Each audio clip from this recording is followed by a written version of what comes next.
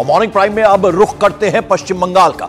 पश्चिम बंगाल की सीएम ममता बनर्जी ने कांग्रेस और लेफ्ट पर बहुत बड़ा हमला बोला। पश्चिम बंगाल के नादिया में प्रचार के दौरान ममता बनर्जी ने कह दिया, कांग्रेस और लेफ्ट पार्टियों को वोट देने का मतलब है बीजेपी को वोट देना। ममता बनर्जी ने कहा कि तृणमूल कांग्रेस राष्ट्रीय स्तर पर इंडिया के साथ है, लेकिन बंगाल में सीपीएम, कांग्रेस, बीजेपी उनके खिलाफ लड़ाई लड़ रहे हैं। इसलिए सीपीएम को वोट देने का मतलब बीजेपी को वोट देना और कांग्रेस को वोट देने का मतलब भी बीजेपी को वोट देना है। यह बड़ी बात कह दी है ममता बनर्जी ने नादिया की रैली में। অল ইন্ডিয়ার অ্যালায়েন্স আমি তৈরি করেছি, নামটাও আমার দেয়া, ভোটের পরে আমি দেখে নেব। কিন্তু বাংলায় সিপিএম, কংগ্রেস, বিজেপি আমাদের বিরুদ্ধে লড়াই করছে। সিপিএম কে ভোট দেওয়া মানে বিজেপি কে ভোট দেওয়া, कांग्रेस के वोट दिया मैंने बीजेपी के वोट दिया। आशिका सिंह मेरी सहयोगी सीधे हमारे साथ जुड़ रही हैं। आशिका, इंडिया का कोई भी नेता ये कंफ्यूजन दूर नहीं कर पाया। ममता बनर्जी ये बात कह रही हैं, वो कह रही हैं कि हम अगर लोकसभा चुनाव देश के उससे लड़ रहे हैं तो फिर हम एक साथ हैं, लेकिन पश्चिम बंगाल की जहां तक बात है वहां पर बीजेपी को वोट देना हो जाएगा अगर आप कांग्रेस को वोट देंगे, सीपीएम को वोट देंगे। देखिए पंकज, जो गौर करने वाली बात है यहाँ पर वो ये है कि ममता बनर्जी ने शुरुआत में ये कहा है कि इंडी गठबंधन ये नाम मेरा दिया हुआ है और चुनाव के बाद मैं देख लूंगी इस गठबंधन को। मतलब कि चुनाव के बाद गठबंधन की बात को नकार नहीं रही है ममता बनर्जी, लेकिन इस बीच में कांग्रेस और लेफ्ट पर हमला बोलते हुए वो जो कि इंडी गठबंधन का ही हिस्सा है वो साफ कह रही है कि उनको वोट देने का मतलब है कि भाजपा की झोली में वोट जाएगा। पंकज, तो चलिए, ये तो रही राजनीति की बात, लेकिन अब खबर कुदरत के कहर की करते हैं। पश्चिम बंगाल के जलपाईगुड़ी में आंधी तूफान ने जबरदस्त तबाही मचा दी है। जिले के अलग अलग हिस्सों में आंधी के चलते बड़े बड़े पेड़ उखड़ गए। तूफान की चपेट में आने से डिस्ट्रिक्ट में 5 लोगों की मौत की भी खबर है। देर शाम मुख्यमंत्री ममता बनर्जी जलपाईगुड़ी के हालात का जायजा लेने और प्रभावितों से मिलने पहुंची। उन्होंने इस दौरान उन इलाकों का भी दौरा किया जहां तूफानी हवाओं ने तांडव मचाया। खबर है कि इस तूफान की वजह से 100 से ज्यादा लोग घायल हुए हैं। प्रधानमंत्री नरेंद्र मोदी ने भी जलपाईगुड़ी के लोगों के प्रति अपनी संवेदना जताई है। तो आपको बता दें, सीएम ममता बनर्जी भी जलपाईगुड़ी पहुंची। उन्होंने वहां का दौरा किया, जो प्रभावित इलाके हैं वहां पर वो गईं और लोगों का हाल जाना। 5 लोगों की मौत की खबर है, जबकि 100 के करीब लोग घायल बताए जा रहे हैं। तो इस तूफान ने जबरदस्त तबाही मचाई है। तेज हवा और भीषण बारिश हुई है। एक डिजास्टर हुआ, एक ऐसा स्टॉर्म आया था कि 2-3 मिनट में बहुत सारे घर डैमेज हो गया, बहुत सारे आदमी को पूरा घर तोड़ गया और 5 आदमी मर गया और 2 अभी सीरियस भी है। तो जो एडमिनिस्ट्रेशन को जो करना है, एडमिनिस्ट्रेशन जरूर कर रहा है, they are on the spot और वो करेगा भी उसका काम। एमसीसी कोड है, इसी के लिए हम डिटेल्स नहीं बता रही हूँ, लेकिन गवर्नमेंट पूरी उसका पास है।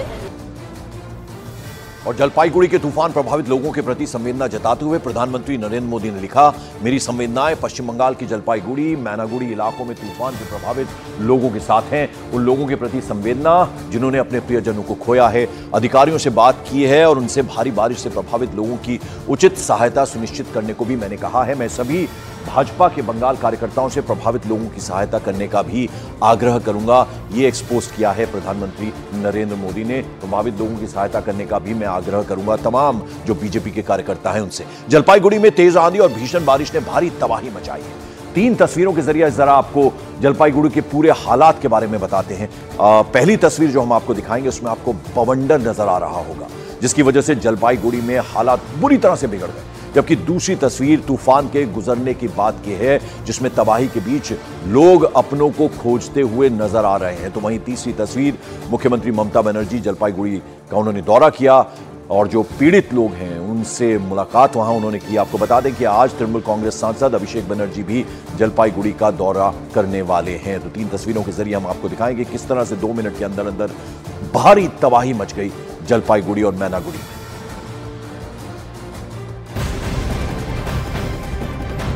और जलपाईगुड़ी में भीषण बारिश और तेज हवाओं से बिगड़े हालातों का जायजा लेने के लिए आज गवर्नर सीवी आनंद बोस दौरा करने वाले हैं और पीड़ित परिवारों के साथ ही प्रभावित लोगों से भी मुलाकात करेंगे। राज्यपाल ने तूफान से निपटने के लिए राजभवन में एक इमरजेंसी रूम भी बनवाया। जिसका नोडल अधिकारी राज्यपाल के एडीसी मेजर निखिल कुमार को बनाया गया है। अलावा इसके गवर्नर केंद्रीय आपदा प्रबंधन और गृह मंत्रालय से भी हेल्प की बात करने वाले हैं, उनसे भी मदद मांगेंगे। आशिका हमारे साथ लगातार बनी हुई है। आशिका, जब तूफान गुजर जाता है उसके बाद आकलन होता है कितना नुकसान हुआ है, कितने लोगों की जान गई है, अभी क्या अपडेट, क्या जानकारी, और आज गवर्नर भी जाने वाले हैं? देखिए 4 से 5 मिनट का ही ये कहर था जहां पर इतनी बर्बादी हुई है पंकज। फिलहाल आकलन पूरी तरह से नहीं लगाया जा सका है, लेकिन 5 लोगों की मौत हुई है, 2 बेहद गंभीर हैं और इसके अलावा भी 24 हैं जो इनकी हालत गंभीर बनी हुई है और छोटी मोटी चोटें कई लोगों, करीब 200 लोगों को आई हैं। फिलहाल वहां पर प्रशासन की तरफ से काम चल रहा है। मुख्यमंत्री ममता बनर्जी वहां पहुंची, लेकिन एमसीसी के कारण उन्होंने कोई घोषणा नहीं की कि काम क्या चल रहा है, क्योंकि इसके पहले गार्डन रीच की घटना के दौरान मेयर ने जो मुआवजा है उसका ऐलान कर दिया था, जिसे लेकर के भाजपा के निशाने पर आ गए थे। फिलहाल वहां पर आज अभिषेक बनर्जी भी जाएंगे, ममता बनर्जी भी जाएंगी। कल बीजेपी की तरफ से तंज भी कसा गया था इसे लेकर के पंकज। चलिए, बहुत बहुत शुक्रिया इस अपडेट, इस जानकारी के लिए आशिका सिंह आपका। और मॉर्निंग प्राइम में अब बड़ी खबर महाराष्ट्र से आ रही है। यहां 4 से 6 सीटों पर फ्रेंडली फाइट ने महाविकास आघाड़ी की टेंशन को बढ़ा दिया है।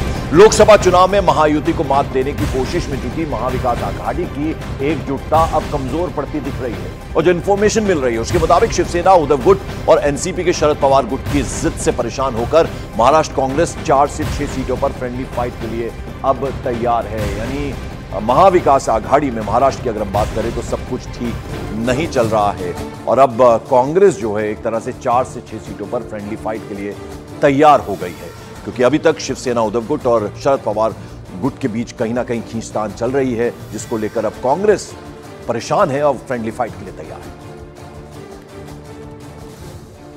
और शिवसेना का उद्धव गुट और एनसीपी का शरद पवार गुट कांग्रेस के इस फैसले के खिलाफ है। दरअसल सांगली, भिवंडी और मुंबई की 2 सीटों के साथ कुल 6 सीटें ऐसी हैं जहां कांग्रेस अपना उम्मीदवार उतारना चाहती है, लेकिन उद्धव गुट और शरद गुट इसके खिलाफ हैं। इसके बाद महाराष्ट्र कांग्रेस ने अब फ्रेंडली फाइट का फैसला कर लिया। हालांकि महाराष्ट्र कांग्रेस को अभी आला कमान के फैसले का इंतजार है।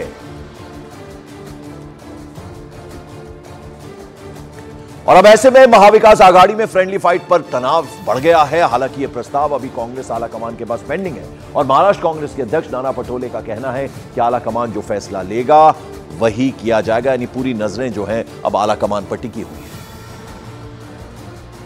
क्या गड़बड़ चल रही है अभी भी बहुत मारामारी चल रही है। मैंने 2-3 जगह है, उनकी 6-7 जगह है। सुनो, अभी हो जाएगा। कार्यकर्ताओं का, नेताओं का एक मकसद तो होता है कि उनकी जगह छूटना चाहिए, उसके लिए कोशिश करना, यहाँ तक ठीक है। आखिरी इसका डिसीजन हाईकमांड लेगा। आज हाईकमांड के दरबार में ये बात हो रही है। सबने इस बात को हाईकमांड पे विश्वास रखना चाहिए। हमने अपने तरफ से पूरी बात हाईकमांड के पास रखी है। आज कुछ ना कुछ फैसला होगा, कार्यकर्ता करके हमें वो उस निर्णय की अमलबजावनी करना पड़ेगा। मॉर्निंग प्राइम में बड़ी खबर, महाराष्ट्र में महाविकास आघाड़ी से जुड़ी एक और बड़ी खबर मिल रही है। प्रकाश आंबेडकर की वंचित बहुजन आघाड़ी ने महाराष्ट्र के लिए 11 कैंडिडेट्स के नाम की दूसरी लिस्ट जारी कर दी। इसके बाद प्रकाश आंबेडकर के महाविकास आघाड़ी में शामिल होने की संभावना अब लगभग 0 हो गई।